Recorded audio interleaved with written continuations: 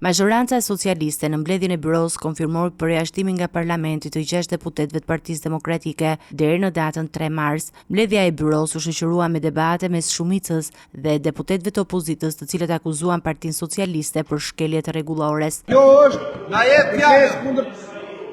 Nuk mjafton kërkesa për parlamentare, pra ju nuk keni të merr transparencën. Majoranca nga ana tjetër mbrojti vendimin duke argumentuar se sjellja e deputetëve opozitar në seancën e fundit përfshirë dhe hedhjen e flakadanëve dhe pengimin e punimeve në kuvent kishte krijuar një rrezik për jetën e tyre dhe të kolegëve të tjerë. Më shumë padjengjes të zotit Balla, i cili sa për ta sqaruar tymueset zoti Balla që ju pretendoni që ju kanë rrezikuar jetën, nëse nuk e dini, në çdo vend të botës përdoren madje edhe si formë për zbulimin e gjinisë së bebit. Me që do që ta dish se sa të rrezikshme janë për shëndetin e njeriu. Socialistët u shprehen se masat ishin të nevojshme për të garantuar sigurinë dhe rendin në kuvent, duke theksuar se çdo shkelje e rregullave parlamentare nuk mund të tolerohet. Si pasojë, përjashtimi mbetet në fuqi për deputetët Flamur Noka, Belind Klliçi, Elda Hoti, Klevis Badhiu, Albana Vokshi dhe Fidel Kreko, të cilët nuk do të mund marrin pjesë në punimet parlamentare deri në ditët e para të marsit. Ndërkohë, deputetët opozitar kanë vendosur të transmetojnë në rrjetet sociale seancën e kuvendit, pasi majoranca refuzoi të hapë dyert për media.